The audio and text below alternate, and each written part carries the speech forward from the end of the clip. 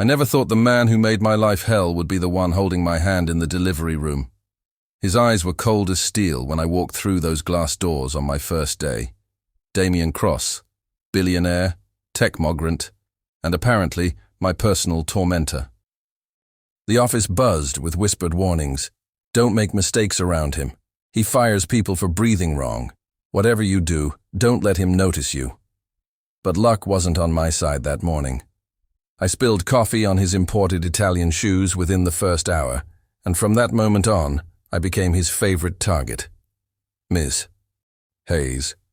His voice cut through the morning silence like a blade. Punctuality is a basic requirement, not an achievement. I'd arrived 15 minutes early. He knew it. Everyone knew it. But Damien Cross didn't deal in fairness. He dealt in power, and I was just another pawn in his empire. Every email had to be perfect, every report flawless. Every interaction felt like walking through a minefield blindfolded.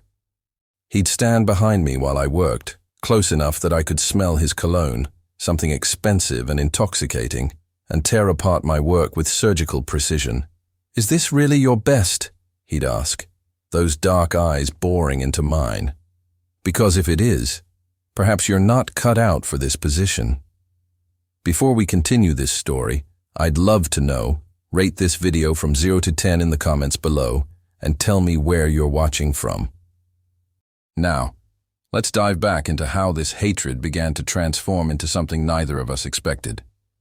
The worst part wasn't the criticism. It was the way my body betrayed me every single time he came near.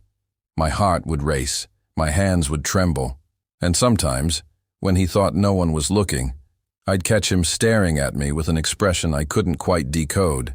Something that wasn't quite anger, but definitely wasn't kindness either. It was like he was fighting an internal war, and I was somehow the battlefield. 3 months into this nightmare, I'd learned to armor myself. I arrived earlier than anyone else. I triple-checked every document. I became invisible, a ghost moving through the office with silent efficiency. But invisibility only works when the person hunting you isn't already obsessed. And Damien Cross was obsessed, even if he'd never admit it. He found reasons to call me into his office at odd hours. He'd stand too close during presentations. Once, during a board meeting, his hand brushed against mine while reaching for the same document, and the electricity that shot through me was so intense I nearly gasped. He pulled away like he'd been burned, his jaw clenching in that way it did when he was trying to control something. "You're distracted, Miss Hayes," he said later that day, cornering me by the printer. "Is my company not stimulating enough for your attention?" The way he said those last words made heat crawl up my neck. There was something dangerous in his tone, something that had nothing to do with work and everything to do with the tension that crackled between us like a live wire. "I'm perfectly attentive, Mr. Cross," I replied, forcing my voice to remain steady. "Perhaps you're the one who's distracted." The words escaped before I could stop them. And the second they hung in the air between us, I knew I'd crossed a line. His eyes darkened, and he stepped closer. So close, I could see the flecks of gold in his brown irises. "Careful, Isabella," he whispered, using my first name for the first time ever. "You have no idea what you're playing with." Then he walked away, leaving me breathless and confused against the humming printer. That night changed everything. A massive storm rolled into the city just as everyone was leaving. I'd stayed late, as always, trying to finish a presentation for the morning. The office emptied until it was just me and the distant sound of rain hammering against the windows. Or so I thought. When the lights flickered and died, plunging everything into darkness, my heart nearly stopped. The emergency lights cast eerie shadows through the halls as I grabbed my phone and headed for the elevator. But someone was already there, standing in the dim glow, his silhouette unmistakable. "Ms. Hayes," Damien said, his voice different in the darkness, softer, almost tired. "Still here." We stepped into the elevator together, and I pressed the ground floor button. The descent began normally, but then the elevator jerked violently and stopped. The emergency phone was dead. Our cell phones had no signal in the steel box. We were trapped, and the storm outside meant no one would be coming back to the office anytime soon. For the first few minutes, we stood in opposite corners, the silence heavy and uncomfortable. Then Damien did something that shocked me. He laughed. Not his usual cold, controlled laugh, but something genuine and almost desperate. "Of all the people to be trapped with," he muttered, sliding down the wall until he was sitting on the floor. "The universe has a twisted sense of humor." I should have stayed standing, should have maintained that professional distance. But something about seeing him disheveled, his expensive suit rumpled, his carefully constructed mask cracking, it made him human. I sat down too, not near him, but not as far away as I could have gone. "Why do you hate me so much?" The question came out quieter than I intended. The silence stretched so long I thought he wouldn't answer. Then, "I don't hate you, Isabella." My name on his lips sent shivers down my spine. That's the problem. He turned his head to look at me, and in the dim emergency lighting, he looked vulnerable in a way I'd never seen.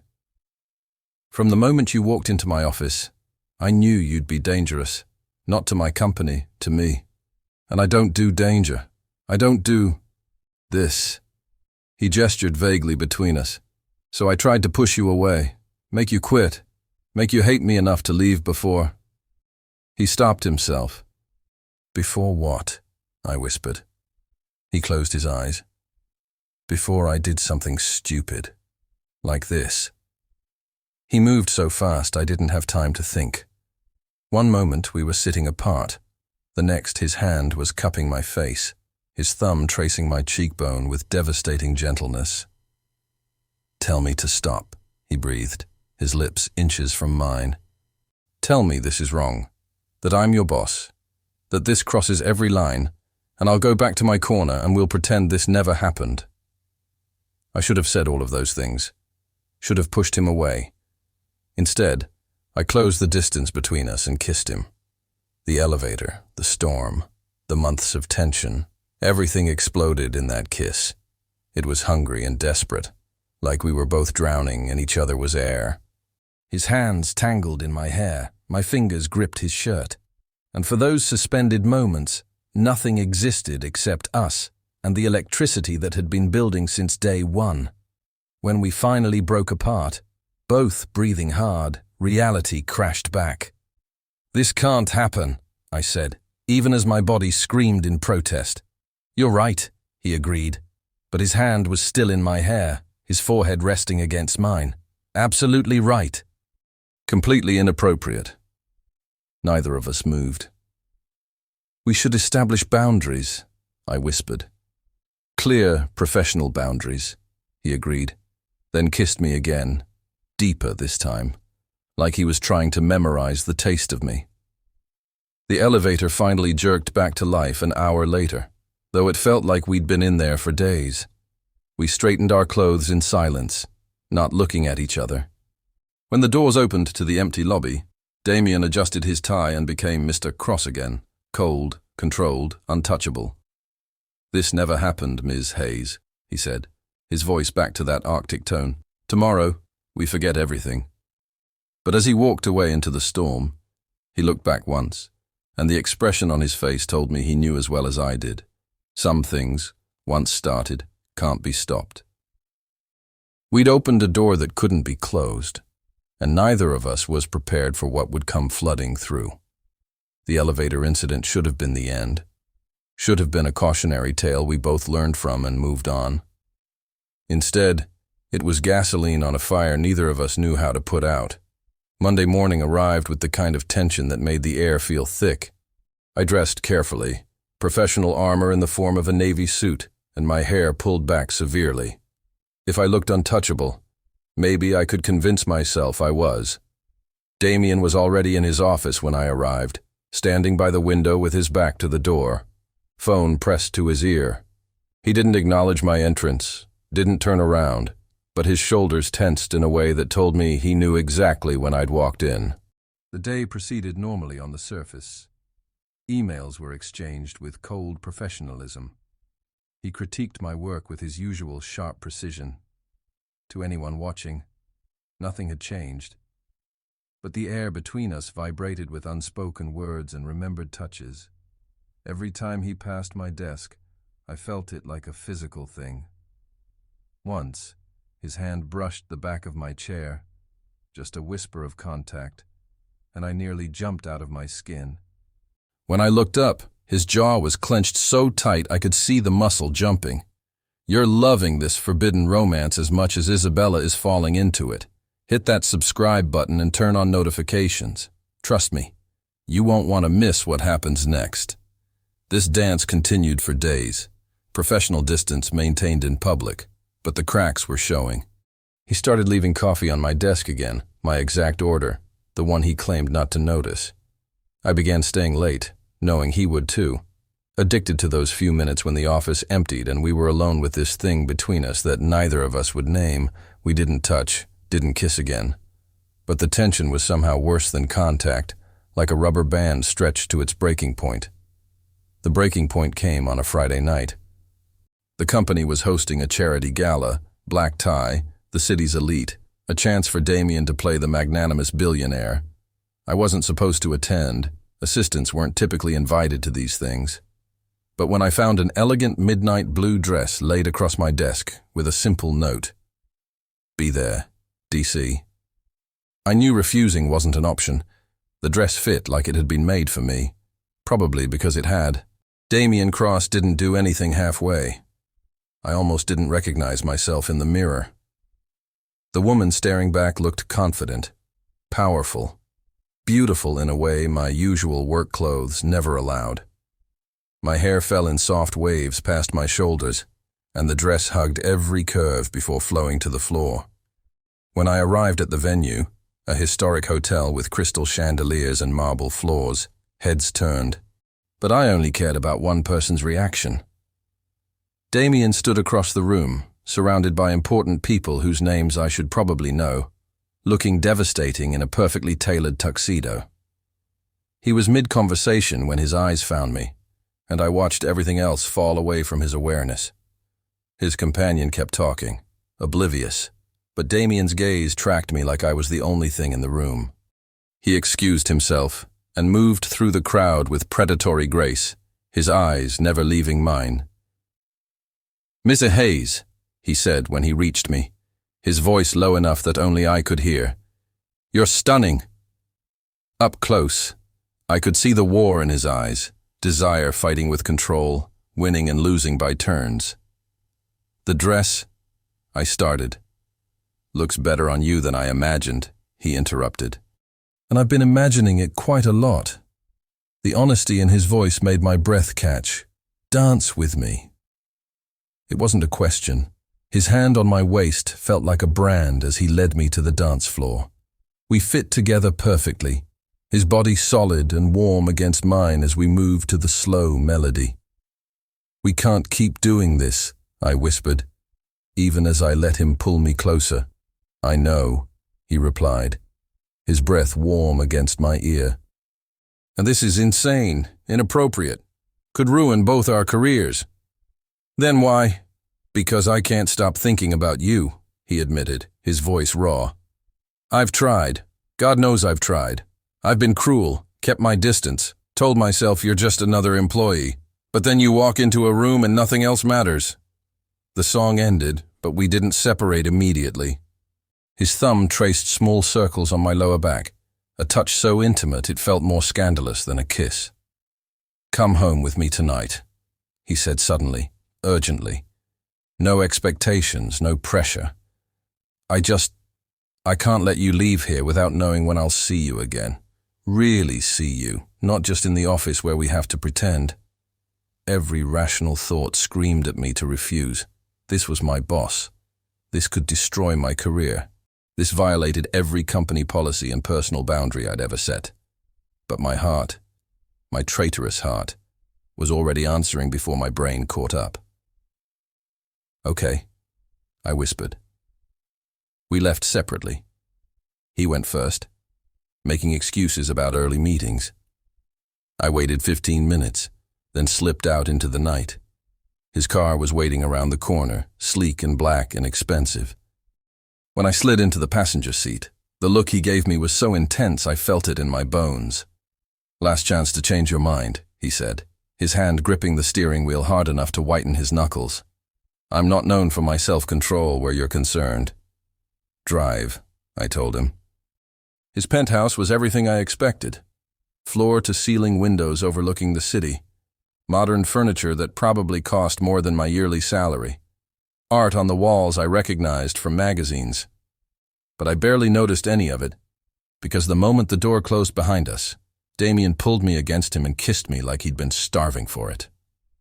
This wasn't the desperate kiss from the elevator. This was different, deeper, slower, like he was trying to memorize every sensation. His hand slid up my back, found the zipper of my dress, then stopped. "Tell me you want this," he breathed against my lips. "Tell me I'm not alone in this madness." "You're not alone," I promised. And it was like giving him permission to finally stop fighting. What happened next was inevitable, beautiful, and terrifying all at once. We came together like a storm, all the weeks of tension finally finding release. He was gentle and demanding by turns, whispering my name like a prayer, touching me like I was precious. And when we finally lay tangled together in his sheets, the city lights painting shadows across his face, I knew with absolute certainty that I was in trouble. This wasn't just attraction anymore. This was something deeper, more dangerous. "Stay," he said quietly, his fingers trailing patterns on my shoulder. "I know I shouldn't ask, that this complicates everything, but stay tonight." So I did.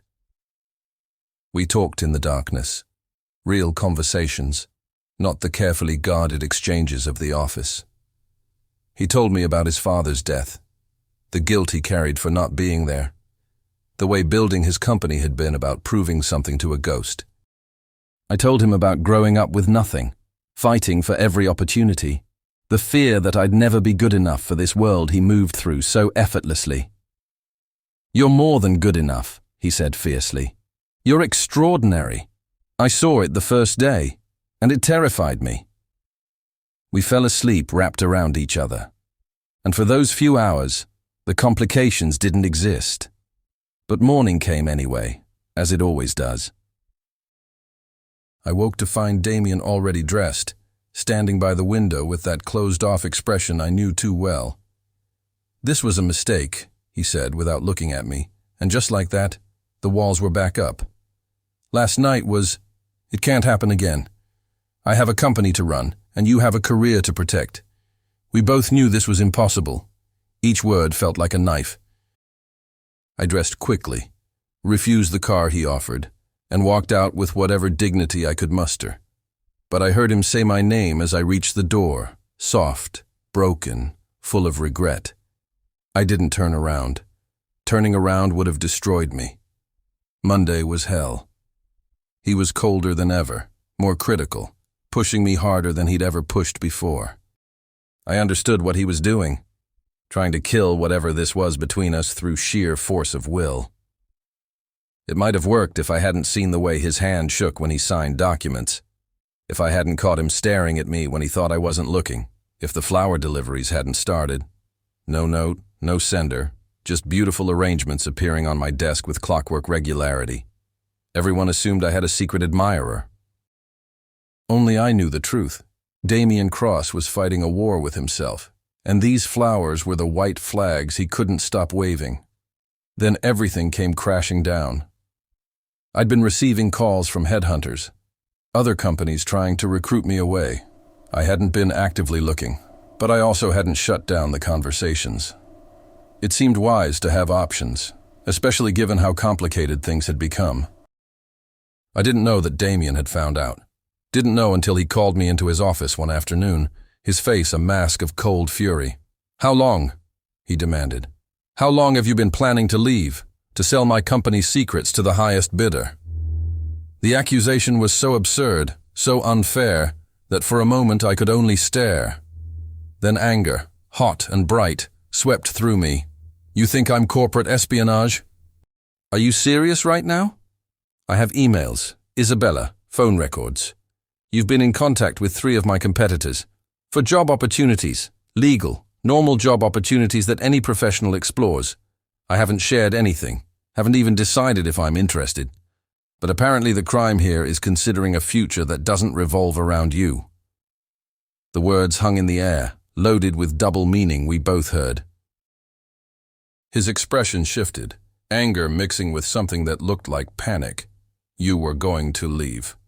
Without telling me. Without what, Damien? Without asking permission from my boss who kisses me 1 minute and treats me like garbage the next. The same boss who spent last week pretending I don't exist after the best night of my life? Tell me, what exactly do I owe you? The silence that followed was deafening.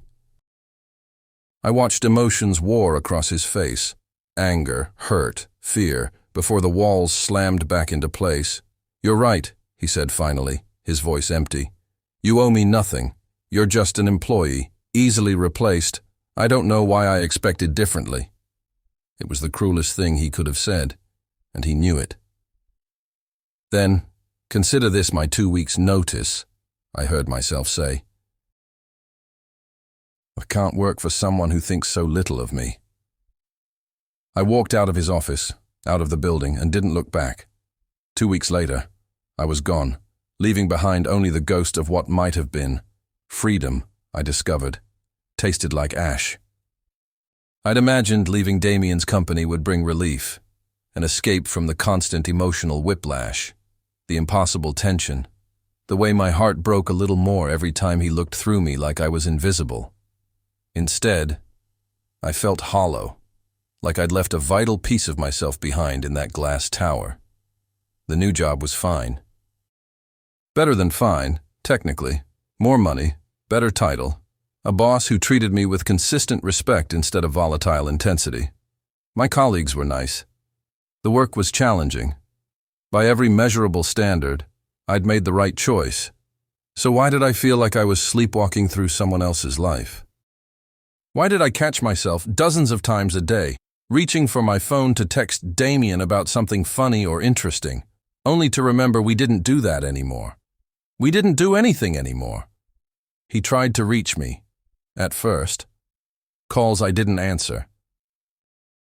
Texts I deleted without reading, at least after reading the first few, which ranged from angry, you can't just walk away from this, to desperate, please, Isabella, let me explain, to resigned, I understand, I'm sorry for everything. I blocked his number after that. Clean break, I told myself. It was the only way to heal. But hearts don't follow logical directives, and mine stubbornly refused to move on. 3 weeks after leaving, the nausea started. At first, I blamed stress, starting a new job, the emotional upheaval, the way I barely slept anymore. Then I missed my period, then another. The pregnancy test I finally bought sat in my bathroom for 2 days before I found the courage to use it. When those 2 lines appeared, my world tilted sideways. Pregnant. I was pregnant with Damien Cross's child. The math was simple and damning. It had to be from that night. The night he'd looked at me like I was his entire universe before spending the next week pretending I didn't exist. A night that had felt like the beginning of something beautiful before it became just another ending. I sat on my bathroom floor for an hour, the positive test clutched in my shaking hands, trying to process the impossible situation I'd found myself in. I was going to have a baby, Damien's baby, and he couldn't even stand to be in the same room with me without hurling accusations and insults. The logical part of my brain insisted I had to tell him. Whatever mess existed between us, he had a right to know. But the wounded part, the part that still heard him call me easily replaced, recoiled from the idea. What if he thought I'd done it on purpose? What if he accused me of trying to trap him, of leveraging a pregnancy for money or status? What if he looked at me with those cold, empty eyes and made it clear that I was nothing more than a problem to be managed? I couldn't survive that. Not now. Not like this. So I made a decision that would haunt me. I didn't tell him. I went to my first ultrasound alone, staring at the tiny, flickering heartbeat on the screen while tears streamed down my face. I started taking prenatal vitamins, scheduled my doctor's appointments, and began the surreal process of preparing to become a mother, all while carrying the weight of a secret that grew heavier with each passing day. My best friend Nora was the only person who knew. She'd found me crying over saltines and ginger ale one morning, put the pieces together, and pulled the truth out of me. "You have to tell him," she insisted, not for the first time, as we sat in my apartment going through baby name books I wasn't ready to open yet. "He's the father, Bella. He deserves to know. He destroyed me, Nora," I said quietly. And he made me feel worthless, then tried to come back, then pushed me away again like I meant nothing. I can't give him the power to hurt my child the way he hurt me. What if he wants to be involved? What if he actually steps up? I laughed, but there was no humor in it.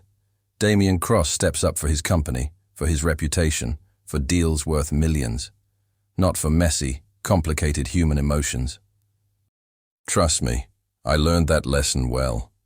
But Nora planted a seed of doubt that grew alongside the child in my womb. Late at night, when I couldn't sleep, I'd remember the good moments, the way Damien had opened up in the elevator, the vulnerability in his eyes when he'd asked me to stay, the flowers that kept appearing on my desk like silent apologies. What if there was more to him than the cold exterior he showed the world? What if I was denying my child a father who might actually want to be there? The questions tormented me, but I still couldn't bring myself to reach out. 2 months passed in this strange limbo. My body changed, subtle shifts that only I noticed, but that felt monumental. A slight rounding of my belly, energy that came and went unpredictably, emotions that crashed over me like waves, leaving me crying over commercials or laughing at nothing. I was 13 weeks along when everything changed. It was a Saturday morning, and I was still in my pajamas, hair a mess, no makeup, looking thoroughly unglamorous when someone knocked on my door. I assumed it was Nora with the bagels she'd promised, so I didn't check the peephole before pulling it open. Damien Cross stood in my hallway. He looked terrible, and I say that knowing he was still devastatingly handsome in his jeans and worn sweater, his hair disheveled like he'd been running his hands through it. But there were dark circles under his eyes, a gauntness to his face that hadn't been there before, and something broken in his expression that made my heart clench despite everything. "How did you find me?" I managed, one hand instinctively moving to my stomach, a gesture I immediately regretted when his eyes tracked the movement. "I've known where you live for months," he admitted. "I used to drive by sometimes, just to—" He stopped, shook his head. "That sounds creepier than it was. I just needed to know you were okay. You blocked my number, deleted your social media, built walls I couldn't climb. And I get it. I do. I gave you every reason to hate me. But I couldn't." His voice cracked. "I can't stop thinking about you, Isabella. I've tried. I've gone on dates, buried myself in work, done everything I could to move on. Nothing works. You're everywhere. In every corner of my office, in every memory, in every—" He stopped mid-sentence, his eyes fixing on something past me. I turned to see what had caught his attention, and my blood turned to ice. The ultrasound envelope sat on my entry table where I'd left it last night, my name and the doctor's office clearly visible on the front. When I turned back, Damien's face had gone white. "Is that—" he breathed. "Are you—" I couldn't find words. Could only stand there frozen as he processed what he was seeing, watched understanding dawn across his features along with a dozen other emotions I couldn't name. How far along? His voice was barely a whisper. 13 weeks. I answered, because lying seemed pointless now. The math was simple enough. He could count backward to that night as easily as I could. 13 weeks, he repeated, like testing the words. And so you've known for weeks, months, and you didn't... He pressed his hands over his face, and when he lowered them, his eyes were shining. You weren't going to tell me. It wasn't a question. I didn't know how, I said, hating how weak it sounded. After everything that happened between us, after the way you... I couldn't risk you thinking I was trying to trap you or use this as leverage for something. I couldn't survive you looking at me like I was just another problem to solve. A problem? His voice broke completely. Isabella, do you have any idea? He stopped, seemed to gather himself with visible effort. Can I come in? Please. We need to talk about this, and I'd rather not do it in your hallway. I stepped aside, my hands trembling as I closed the door behind him. He paced my small living room like a caged animal, running his hands through his hair repeatedly before finally turning to face me. Is it mine? The question hung in the air, and I watched him wince at his own words. I'm sorry. I didn't mean... That came out wrong. I just need to hear you say it. Yes, I confirmed, my voice steady despite the earthquake happening inside me. It's yours. There hasn't been anyone else, hasn't been anyone since that night, he finished. The night I was the happiest I've been in years, followed by the morning where I made the biggest mistake of my life. He moved closer, slowly, like I might bolt. I lied that morning, when I said it was a mistake, that we couldn't do this again.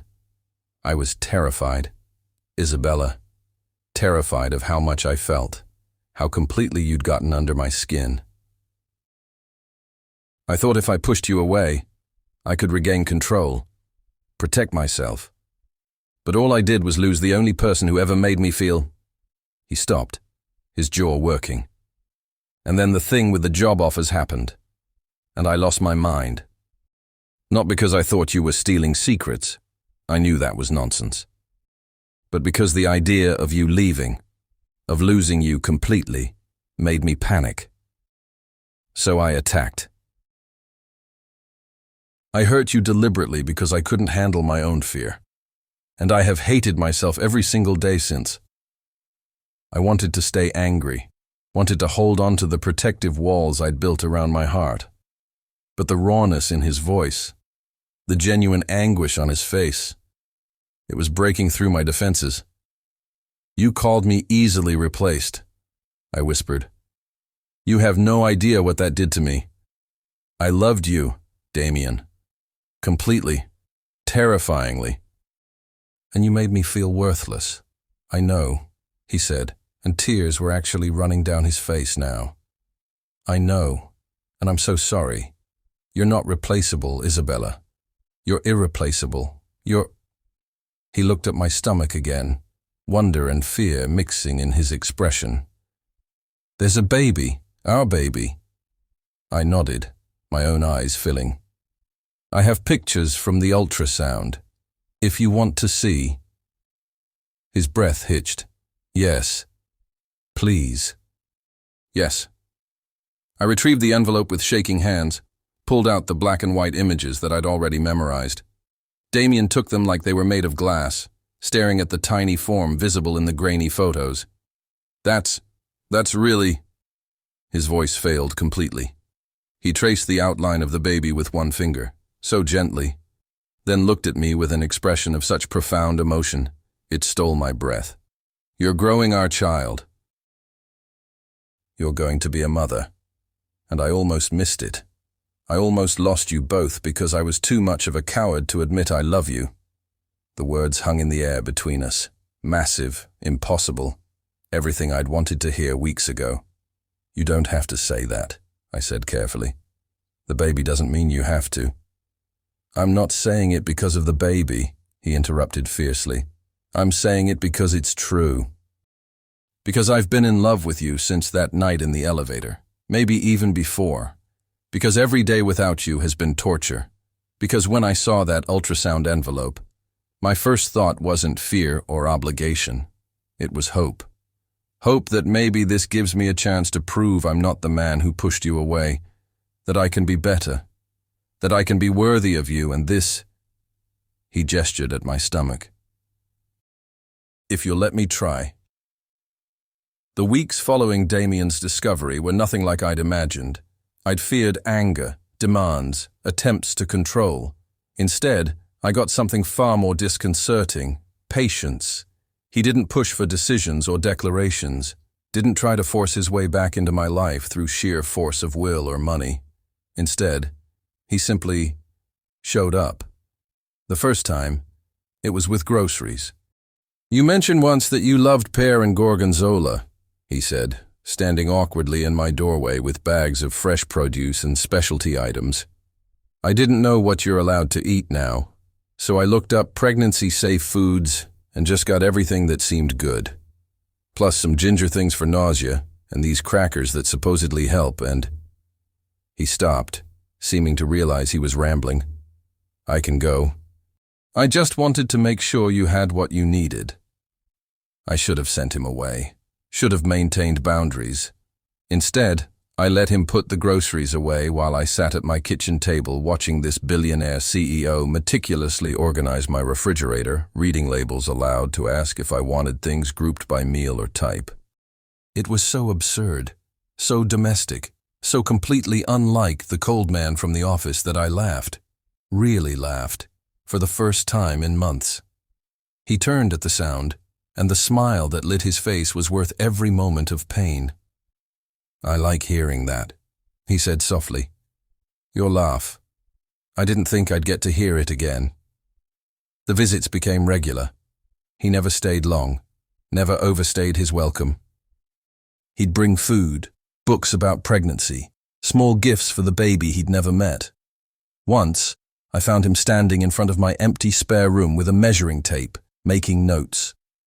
"I could convert this into a nursery," he said, when he noticed me watching. "If you want, no pressure, but I'm good with my hands, and I've been watching renovation videos, and, Isabella, I want to be involved. In whatever way you'll let me." His eyes met mine, vulnerable and hopeful. "I know I don't deserve a second chance. I know I hurt you in ways that maybe can't be fixed.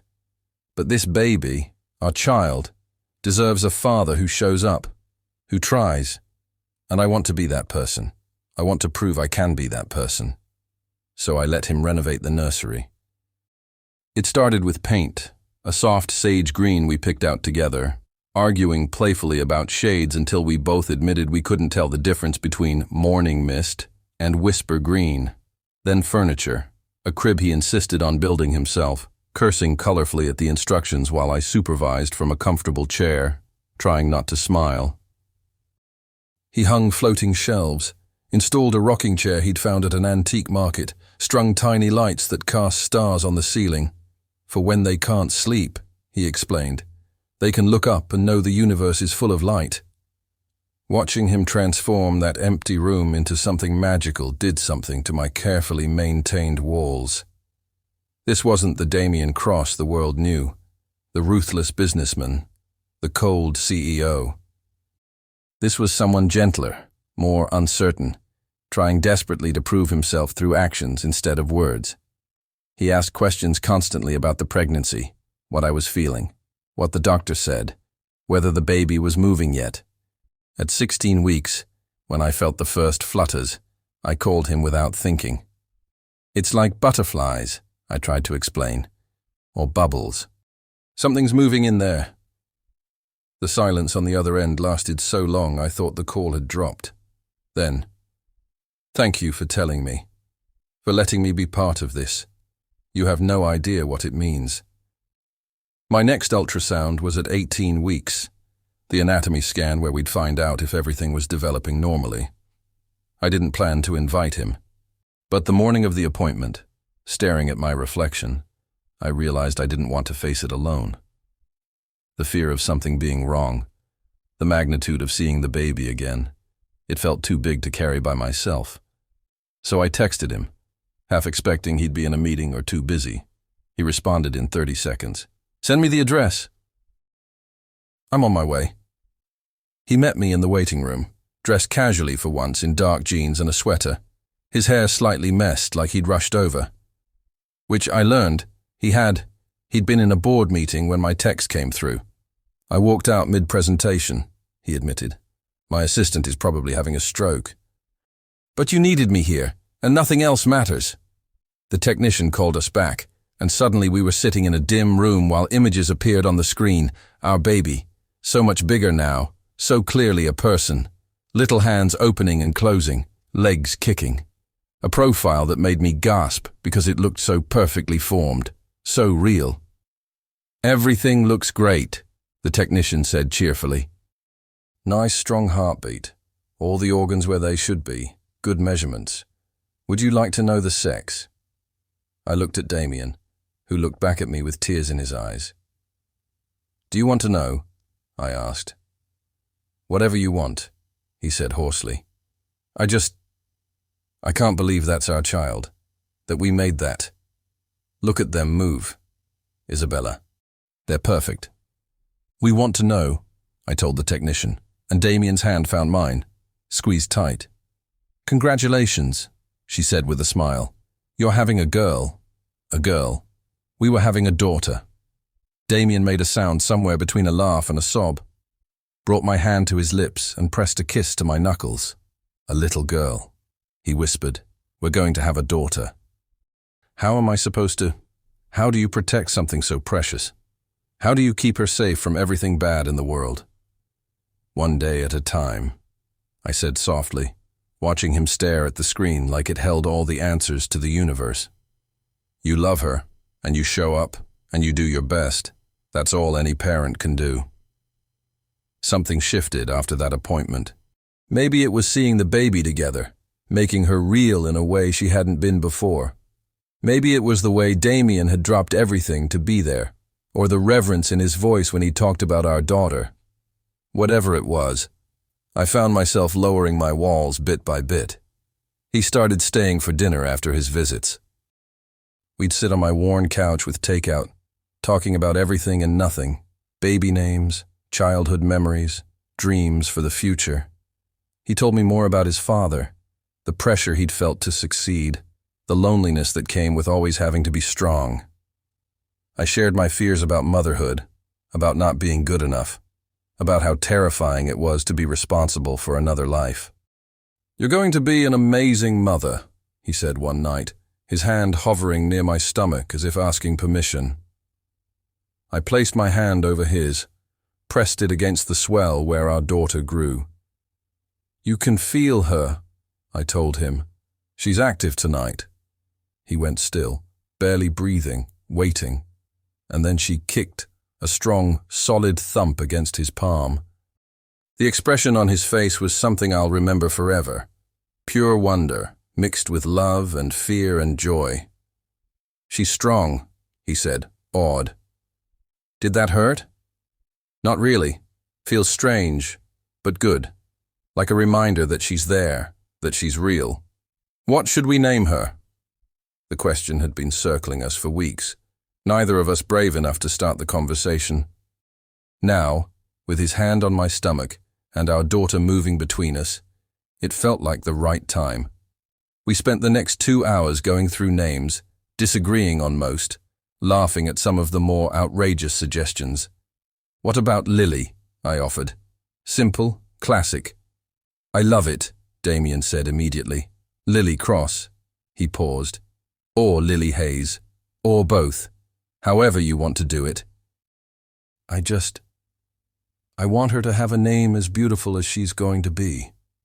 We settled on Lily Grace. The middle name is Mother's, a fact that made him go quiet for a long moment before thanking me with such sincerity it broke my heart a little. Our daughter had a name now. She was becoming more real with every passing day, and so was the fragile thing rebuilding between Damien and me. It wasn't romance. Not yet. I wasn't ready for that. But it was partnership, friendship, something solid being constructed from the ruins of what we'd had before. He proved himself in small ways that added up to something significant. remembering my doctor's appointments, bringing me the specific ice cream I craved at midnight, reading pregnancy books with the same intensity he brought to business contracts.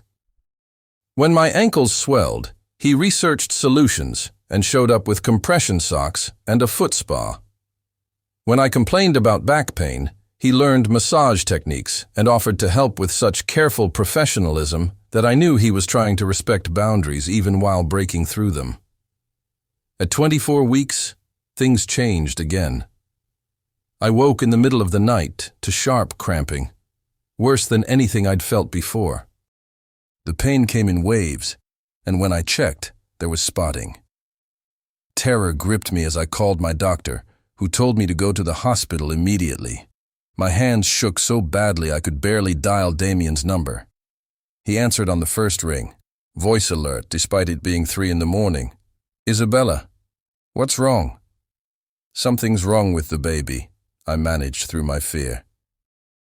"I'm spotting, and it hurts, and I need to get to the hospital, but I can't. I'm already on my way. Don't drive, don't move, just sit down and breathe. I'll be there in 10 minutes. She's going to be okay. You're both going to be okay." He made it in 8.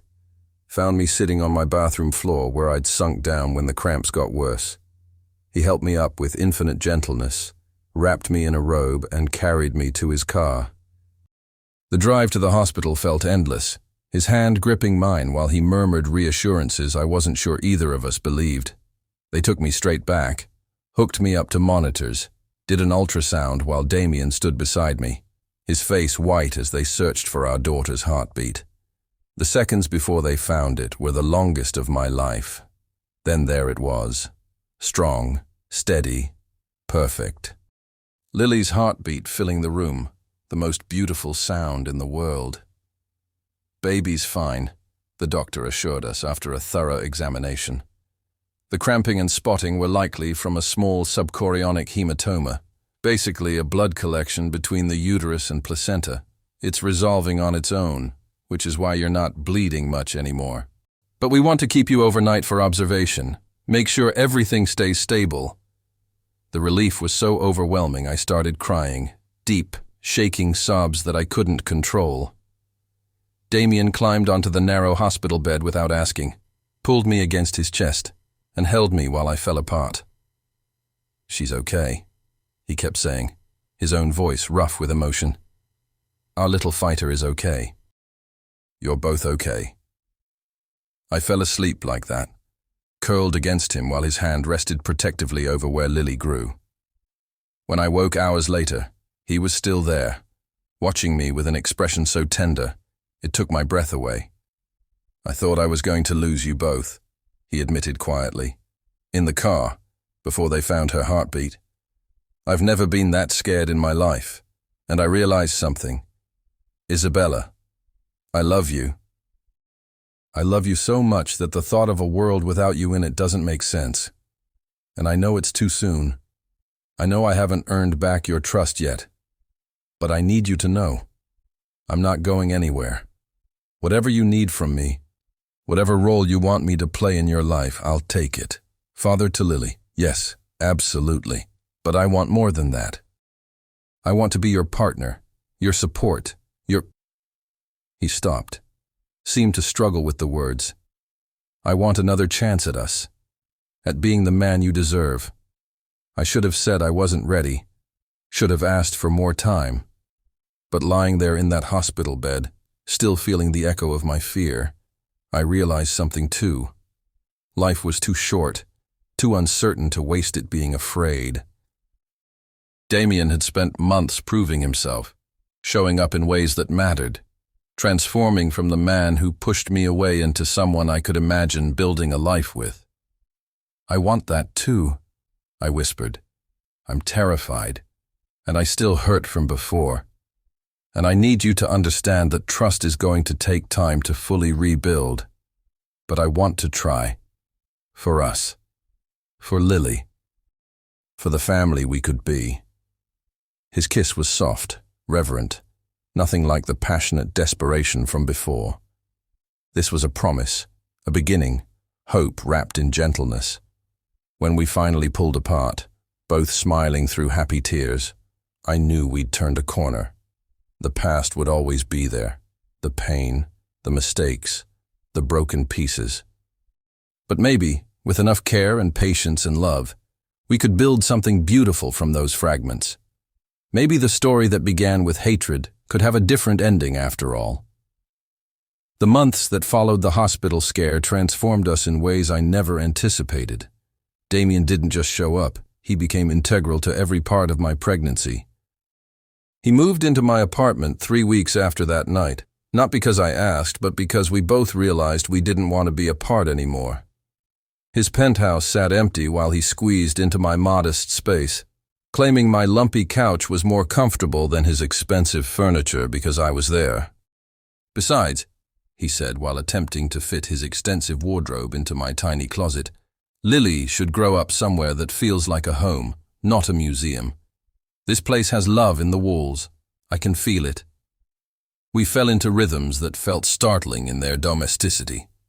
He learned to make the specific smoothies I craved, kale and mango with extra ginger. I taught him how to properly fold baby clothes, laughing at his intense concentration as he tried to master the technique. We spent weekends assembling baby gear, arguing good-naturedly about whether we needed a bottle warmer or if the stove worked fine. Our daughter deserves the best, he'd insist. Our daughter deserves parents who don't spend their entire savings on unnecessary gadgets, I'd counter. We usually compromised, which meant buying the thing but acknowledging I was probably right. But it wasn't all perfect. We had fights, real ones, where the old wounds would surface and we'd have to navigate the hurt all over again. Once, when he made a business decision without consulting me about something that affected our future, I exploded. You can't just decide things unilaterally. We're supposed to be partners, Damien. That means talking to me, not dictating what happens. I was trying to protect you, he argued back. You're pregnant, stressed. I didn't want to add to your burden. By treating me like I'm incapable of handling adult conversations. That's exactly what you used to do. Push me away under the guise of protection. If we're going to do this, you have to trust that I'm strong enough to face things with you, not be shielded from them. The argument lasted hours, both of us stubborn and hurt. But when it was over, we didn't retreat to separate corners. We talked it through, really through, until we understood each other. He apologized for reverting to old patterns. I acknowledged my own tendency to see abandonment where none existed. We were learning each other's damage, how to step carefully around the places that still ached. Some nights, wrapped around each other in bed, Damien would press kisses to my growing belly and whisper to Lily, "Your mama is the strongest person I know," he'd tell her. "She's teaching me how to be brave enough to love without fear. When you get here, I want to be the kind of father who makes you proud, who shows you that men can be gentle and strong, that mistakes can be fixed, that love is worth fighting for." Listening to him talk to our daughter undid me every time. This man who'd once seemed made of ice and steel had depths of tenderness I was still discovering. At 30 weeks, we took a birthing class together. Watching Damien Cross, CEO, billionaire, man who commanded boardrooms, practice breathing exercises and learn about labor positions was both hilarious and touching. He took notes with the same intensity he brought to business meetings, asking detailed questions that made the instructor smile. "You're going to be a wonderful birth partner," she told him after class. "Your wife is very lucky." "I'm not. We're not." I started to correct, but Damien's hand found mine. "I'm the lucky one," he said simply, and the way he looked at me made my heart skip. We hadn't discussed marriage. Hadn't really defined what we were beyond, trying to build something real. But there were moments, like when he brought me tea without being asked, or when I caught him shopping for tiny clothes with a goofy smile, or when we slow danced in the kitchen to no music because I needed to feel close to him. That felt like forevers in disguise. At 34 weeks, everything became suddenly real.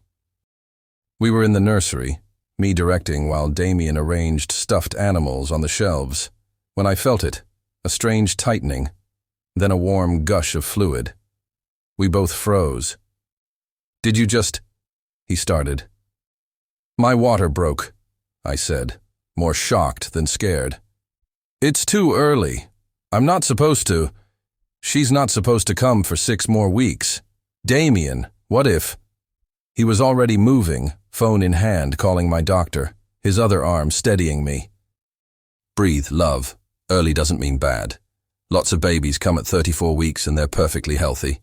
We're going to get you to the hospital. They're going to take care of you both, and in a few hours we're going to meet our daughter." His calm anchored me even as terror threatened. The drive was a blur. They admitted me immediately, started monitoring Lily's heartbeat and my contractions. The doctor confirmed that yes, I was in labor, and no, they weren't going to stop it. Lily had decided she was ready to meet us. "She's going to need some time in the NICU," the neonatologist explained. "Her lungs aren't fully developed yet, so she'll need help breathing at first. But 34-weekers do remarkably well. We'll take good care of her." Labor was nothing like the movies. It was long, 18 hours of steadily increasing contractions that left me exhausted and crying. Damien never left my side, not once. He held my hand through every contraction, breathed with me, wiped my face with cool cloths, told me I was strong when I insisted I couldn't do it anymore. "You can," he'd say fiercely. "You're the strongest person I know, Isabella. You're bringing our daughter into the world. You can do anything." When I finally got the epidural, the relief was so immense I cried again. "I'm sorry," I kept saying, though I wasn't sure what for. "Don't you dare apologize," Damien said, kissing my forehead. "You're a warrior. Our little girl is going to have the most incredible mother." At 2 in the morning, the doctor announced it was time to push. Suddenly, everything that had been theoretical became visceral and real. This was it. We were about to meet Lily. Terror and excitement warred inside me as Damien positioned himself beside my head, one hand gripping mine, his other stroking my hair. "I love you," he whispered as I pushed. "Whatever happens next, however hard this gets, I love you both so much." 30 minutes later, 30 minutes that felt like hours and seconds all at once, our daughter entered the world. She didn't cry at first, and the silence was terrifying. But then they got her breathing, and the sound of her tiny wail filled the room like music. "She's here," Damien sobbed, actually sobbed, as they laid her on my chest for just a moment, before taking her to the warming table. "She's so small, so perfect. Isabella, look what we made." I only got to hold her for seconds before the NICU team swept her away to help her breathe. But those seconds branded themselves on my heart. Her tiny face, scrunched and red, her impossible smallness, the way her hand wrapped around my finger with surprising strength. "I love you," I whispered to her. "I love you so much, Lily Grace." Then she was gone, and I was left empty and aching to hold her again.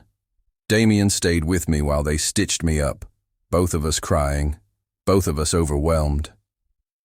"She's beautiful," he kept saying. "Did you see her? She has your nose. And she's fighting already. You heard those lungs. She's going to be okay. She has to be okay." They moved me to a recovery room a few hours later. Damien immediately asked about seeing Lily, and the nurses arranged for us to visit the NICU. Nothing prepared me for seeing my daughter in that plastic incubator, wires and tubes attached to her tiny body, a ventilator helping her breathe. She was so small, barely 4 pounds, so fragile looking. But she was also alert, her eyes open, her little arms moving restlessly. "Hi, baby girl," I whispered, my hand through the incubator port to stroke her downy hair. "It's Mama. I'm here. Daddy's here too. We're not going anywhere." Damien stood beside me, tears streaming freely down his face as he looked at our daughter. "She's a fighter," he said hoarsely. "Look at her. She's already so strong. Lily Grace, you keep fighting, okay? We're waiting for you. We have a whole life ready for you." The next 3 weeks were the hardest of my life. Lily needed time to grow, to learn to breathe on her own, to figure out how to eat. Some days were good, progress, improvements, steps toward coming home. Other days were terrifying, alarms going off, oxygen levels dropping, setbacks that made my heart stop. Through it all, Damien was my rock. He took leave from work, spent every day at the hospital with me. We took turns doing kangaroo care, skin-to-skin contact that helped Lily regulate her temperature and breathing. Watching Damien with our daughter pressed against his bare chest, his large hands cradling her impossibly small body, singing off-key lullabies, it completed something in me I hadn't known was incomplete. "I never knew I could love like this," he admitted one night, while Lily slept against him. "I thought I understood love when I fell for you. But this is different. This is the kind of love that makes you want to be better, to fix the world so it's safe for her, to become the person she'll need me to be." Finally, after 23 days that felt like years, they told us we could take Lily home. She'd learned to breathe on her own, to maintain her temperature, to eat enough to gain weight. She was still small, just over 5 pounds, but she was healthy and strong, and ours. Bringing her home was surreal. Suddenly, this tiny person we'd been visiting was in our apartment, in the nursery Damien had built, surrounded by the life we'd prepared for her. That first night, we barely slept, both of us watching her breathe, checking her constantly, overwhelmed by the responsibility. "What if we break her?" I whispered at 3 a.m., Lily sleeping peacefully in her bassinet between us. "What if I'm not good enough at this?" "Then we'll figure it out together," Damien promised. "We'll make mistakes and learn from them and love her so much she'll never doubt she's wanted. That's all we can do, show up, try our best, and let love fill in the gaps." The first months of parenthood were beautiful and exhausting in equal measure. Lily was a relatively easy baby, but easy is relative when you're operating on 2 hours of sleep. We took turns with night feedings, both of us stumbling around in the dark, half-conscious. Sometimes I'd wake to find Damien already up, Lily cradled against his chest while he read her financial reports in a soft voice. "Never too early to learn about quarterly earnings," he'd joke when he caught me watching. "Besides, my voice puts her to sleep better than any lullaby." We learned the specific cries, hungry versus tired versus uncomfortable. We celebrated milestones that seemed huge to us, even if they were ordinary to everyone else. Her first real smile, the first time she slept 4 hours straight, the way she'd grab our fingers and hold on like we were her whole world. On a quiet Sunday when Lily was 3 months old, I found Damien in the nursery, just watching her sleep with an expression of such love, it made my breath catch. I joined him, slipping under his arm, both of us absorbed in this tiny person we'd created. "I need to ask you something," he said softly. "And I know the timing isn't traditional. We're exhausted, covered in spit-up. You're wearing my old t-shirt and I'm in sweatpants. We probably both need showers, but I can't wait anymore." He pulled a small box from his pocket, and my heart stopped. "Isabella Hayes, you are the strongest, most incredible woman I've ever known. You saved me from a life where success meant nothing because I had no one to share it with. You gave me the greatest gift in our daughter. You taught me that love isn't about control or protection. It's about partnership, trust, showing up even when it's hard. I want to spend the rest of my life loving you, supporting you, raising Lily with you, and maybe giving her siblings someday if you'll have me. Will you marry me?" The ring was beautiful, simple, elegant, exactly what I would have chosen. But I barely saw it through my tears. "Yes," I whispered, then louder, "Yes, absolutely yes." He slipped the ring on my finger, and we stood there in the glow of Lily's nightlight, holding each other while our daughter slept peacefully beside us. "I love you," I told him. "Even when I hated you, I loved you. And I'm so glad we got here, to this moment, to this life." Nothing about our story was easy, but I wouldn't change any of it because it brought us here. "To exactly where we're supposed to be," he agreed, kissing me softly. Home. The wedding happened 6 months later, small and intimate. Just family and close friends, with 4-month-old Lily as our flower girl, even though she mostly just slept through the ceremony in her grandmother's arms. We exchanged vows in the same garden where Damien had asked me to give him another chance, the place where our reconciliation had truly begun. "I promise to choose you every day," he said, his voice thick with emotion. "To communicate instead of pushing away, to trust you with my heart and my fears, to be the partner and father our family deserves. You've shown me that love isn't weakness, it's the greatest strength there is. I love you, Isabella, more than words can express."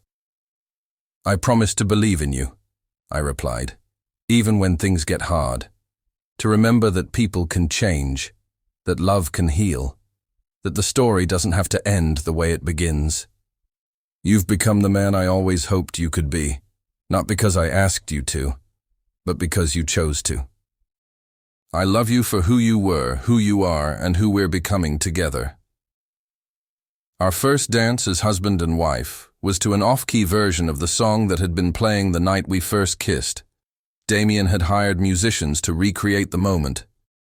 Lily woke up halfway through and started fussing, so we ended up slow dancing with our daughter between us, both laughing through happy tears.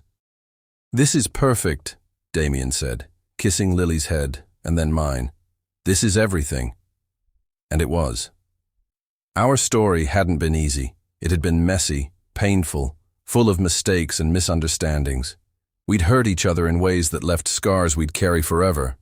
But we'd also found our way back, built something stronger from the broken pieces, learned that hate and love are sometimes just different expressions of the same intensity. Standing there, surrounded by family, holding my husband and our daughter, I thought about the girl who'd walked into Damien Cross's office over a year ago. She'd been so certain she knew how the story would end, with escape, with distance, with safety. She'd never imagined this, a love that was chosen daily, a partnership built on honesty and trust, a family created from chaos. But life, I'd learned, rarely follows the script we write in our heads. Sometimes the man who makes your life hell becomes the man who makes your life heaven. Sometimes the boss you can't stand becomes the partner you can't live without. Sometimes a pregnancy that seems like a complication becomes the bridge to everything you never knew you needed. And sometimes, just sometimes, the story that begins with "he hated me" ends with "he loved me more than anything in the world." As Lily reached up with her tiny hand and grabbed both our faces, pulling us together in her own way, Damien and I locked eyes over her head. No words were necessary. We'd been through the fire and come out transformed, individually and together. Our beginning had been hostile, our middle turbulent, but our ending was just the start of forever, and I couldn't wait to see what came next. If you loved Isabella and Damien's journey from hatred to love, please rate this story from 0 to 10 in the comments, and let me know where you watched from. Your support means everything. Thank you for being part of their story.